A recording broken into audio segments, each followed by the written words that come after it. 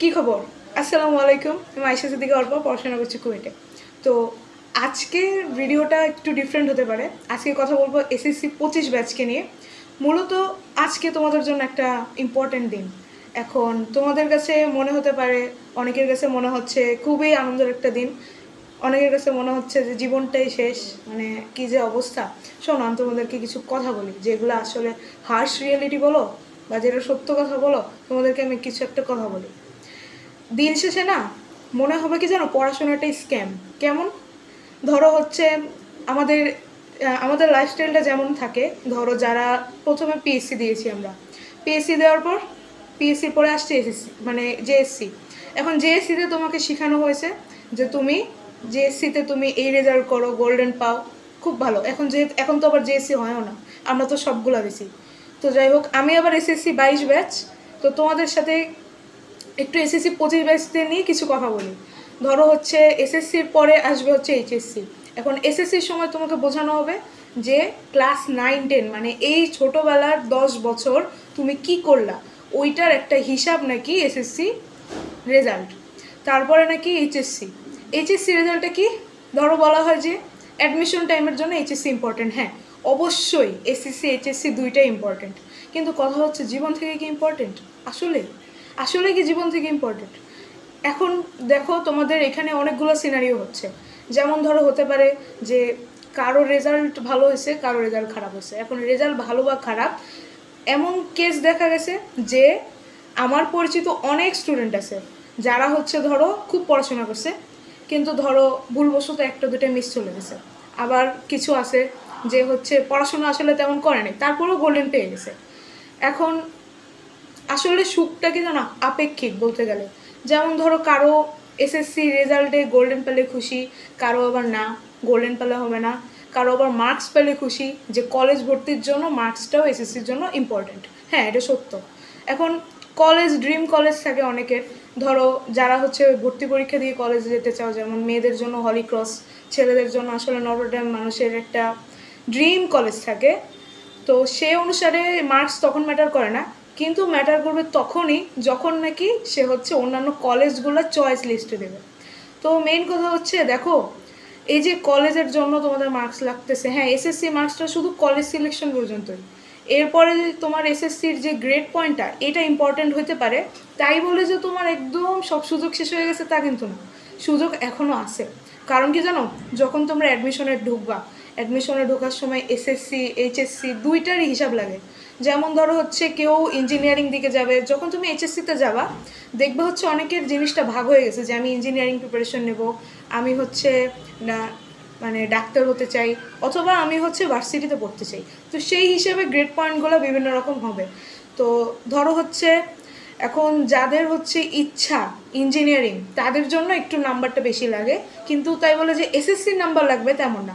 আমাদের যেমন একটু প্রবলেম হয়ে গেছিলো, আমাদের তো বুঝতেছোই, আমরা এসএসসি 22 ব্যাচ, এইচএসসি 24 ব্যাচ, আমাদের নিয়ে তো গালিগালাজের শেষ নাই। তারপরেও এখন যদি কোনো দুর্ঘটনা না ঘটে, এসএসসি মার্কস কলেজ সিলেকশনের পর আর লাগেই না বলতে গেলে। তো মেনলি ধরো হচ্ছে তোমাদের যদি কারো রেজাল্ট খুবই খারাপ হয়ে যায়, কোনো সমস্যা নেই, তোমরা চেষ্টা করো এইচএসসিটা ফোকাস করার। এখন তাই বলে যে এরকম অনেক স্টুডেন্ট আছে ধরো গোল্ডেন পাইছে, প্লাস হচ্ছে সে সবগুলোতে তো ভালো রেজাল্ট করছে, কিন্তু তার ওভারঅল মার্কসটা কমে গেছে, যার কারণে ধরো হচ্ছে তার মনটা খারাপ লাগতেছে। হ্যাঁ, এটা স্বাভাবিক, যে যেমন ইফোর্টস দিছে সে তার এক্সপেকটেশন তেমন থাকবে। এগুলো নিয়ে যে ট্রল করতে হবে এমন কোনো কথা না। তারপরে ধরো যারা হচ্ছে যে যেমন রেজাল্ট করছো, যাই হোক দিন শেষে ম্যাটার করবে কি, দিন শেষে ম্যাটার করবে যে অ্যাডমিশনে তুমি কি করতেছো। এখন অ্যাডমিশনে ধরো হচ্ছে তোমার পরীক্ষা দেওয়ার যোগ্যতা যদি থাকে, তুমি সেইখানে তোমার যোগ্যতা প্রুভ করতে পারবা, তোমার সেইখানে সুযোগ আছে। তোমার এইচএসসিতে সুযোগ আছে, তুমি এইচএসসিতে যদি ভালো রেজাল্ট করো, ধরো তোমাদের একটা এক্সাম্পল দিই, ধরো হচ্ছে তোমাদের কোনোভাবে এসএসসিতে হচ্ছে 4 পয়েন্ট কিছু একটা চলে আসছে। এখন 4 পয়েন্ট কিছু একটা চলে আসছে বলে কি তুমি ইঞ্জিনিয়ারিং পড়তে পারবে না? নাকি এমন কোনো কথা যে হচ্ছে তুমি ডাক্তারি পড়তে পারবে না? নাকি এমন কোনো কথা যে তুমি ভার্সিটিতে পরীক্ষা দিতে পারবে না? এমন কোনো কথাই নেই। এমনকি জানো, যখন আমরা ঢাকা ভার্সিটির পরীক্ষা দিতে গেছিলাম, সেই সময় হচ্ছে আমাদের 8 পয়েন্ট চাইছিল ওভারঅল, মানে এসএসসি আর এইচএসসি মিলায়। এখন এটা প্রত্যেক বছর প্রত্যেক রকম হবে। তো এইবার তোমাদের যেহেতু দেখো অনেক মানুষ রেজাল্ট খারাপ করছে, অনেক মানুষ ভালোও করছে, অনেক অনেক নাম্বারও উঠছে। তো এটা প্রত্যেক পরীক্ষার একটা রেজাল্ট যে এক দল ভালো করবে এক দল খারাপ করবে, তাই বলে যে এই যে আত্মহত্যা করা, তারপরে হচ্ছে স্বপ্ন ভেঙে যাওয়া, এটা কি আসলে সত্য? আমি পরিচিত আমার অনেক মানুষ আছে যারা নাকি এসএসসিতে 4 পয়েন্ট ছিল, এইচএসসিতে কী হয়েছে জানো, গোল্ডেন বৃত্তি এসব দূরের কথা, তাদের A+ মিস গেছে। A+ মিস যাওয়ার পরবর্তীতেও কিন্তু তারা হচ্ছে ধরো বুয়েটে চান্স পাইছে, অথবা ধরো ঢাকা মেডিকেলে পড়তেছে এখন, এরকম অনেক উদাহরণ আছে। তাই বলে যে তোমার ধরো একটাতে মিস গেল যে তোমার মন খারাপ হবে, অথবা তোমাদের রেজাল্ট 4 পয়েন্ট কিছু একটা চলে আসছে বা কিছু একটা আসছে যার কারণে ধরো তোমার কষ্ট হচ্ছে, কোনো অসুবিধা নাই। ধরো হচ্ছে তোমার 4 পয়েন্ট যদি কিছু আসে, হ্যাঁ, তো সেইটা যদি আসে তুমি এইচএসসিতে ফোকাস করো। তোমার এইচএসসিতে যদি মার্কস কোনোভাবে ভালো চলে আসে, তারপরে ধরো হচ্ছে এইচএসসিতে তোমার হচ্ছে ওই গ্রেড পয়েন্টটা তুমি যদি পুষায় নিতে পারো, তাহলে দেখবো ওইটা তোমার এভারেজ করে তুমি তোমার হচ্ছে হয়ে যাচ্ছে। তোমার কাছে এখনও এসএসসি দিছো মাত্র তুমি, তোমার কাছে এইচএসসি বাকি। তুমি যখন এইচএসসি দিবা, যখন তুমি ভার্সিটিগুলো পরীক্ষা দেওয়ার যোগ্যতা অর্জন করবা, তখন দেখবা আরও পড়াশোনা করবা, তখন অ্যাডমিশনে দেখবা তোমার রেজাল্টটাও ভালো হবে। তো এসএসসি কি শেষ? জীবনও শেষ না। তো তাই বলে হতাশ হওয়া যাবে না, পড়াশোনা করতে থাকো। 2-3 দিন মন খারাপ থাকবে, কান্নাকাটি করবা, কোনো সমস্যা নেই, করো, কিন্তু দিন শেষে হতাশ হয়ে লাভ নাই। মানুষের ভাগ্য যে যেখানে আছে সেখানেই হবে, তুমি হাজার চাইলেও চেঞ্জ করতে পারবা না। শুধু তুমি যেটা করতে পারবা সেটা হচ্ছে পড়াশোনা করতে পারবা, চেষ্টা করতে পারবা, আর আল্লাহর কাছে দোয়া করতে পারবা। এখন আল্লাহ যদি চায়, সবাই যে কেউ যে কোনো কিছু হতে পারে।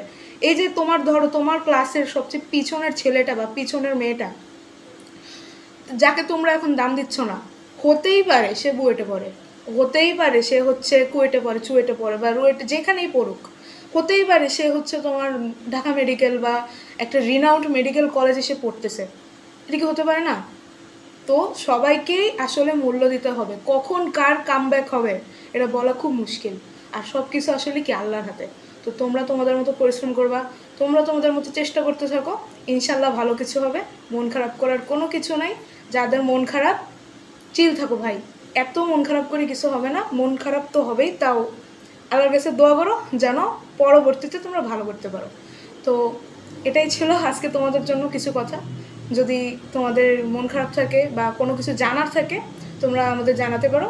আশা করি একটু চিল থাকার চেষ্টা করো। আর যাদের রেজাল্ট ভালো হয়েছে তাদের তো অবশ্যই কংগ্রাচুলেশনস সবাইকে। এখন হতাশ হয়ে আসলে লাভ নেই, যেটা সত্য কথা। এর পরবর্তীতে তোমাদের এইচএসসি আছে, অ্যাডমিশন আছে, এগুলোর প্রতি ফোকাস করো, দেখো কোনো সমস্যা হবে না।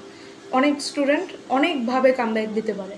তোমার রেজাল্ট এসএসসিতে খারাপ বলে তুমি এইচএসসিতেই খারাপ করবা এমন কোনো গ্যারান্টি নেই, ঠিক আছে?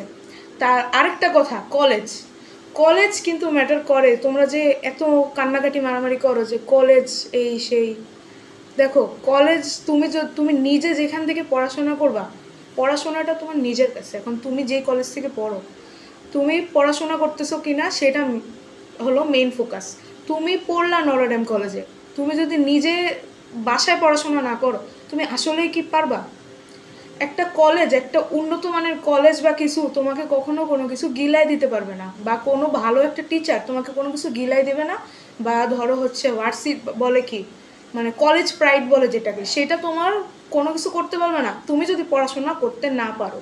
যদি তুমি বাসায় ফাঁকিবাজি করো একদম কিন্তু শেষ। আর এইচএসসিতে কিন্তু হিউজ সিলেবাস, আমাদের এই জিনিসটা মাথায় রাখতে হবে। যা হবার হয়েছে, এর পরেরগুলো আমাদের ভালো করতে হবে, আশা করি ভালো রেজাল্ট হবে। তো মন খারাপ করো না, আজকের মতো এখানে শেষ করছি। দেখা হবে নেক্সট কোনো ভিডিওতে। আসসালামু আলাইকুম।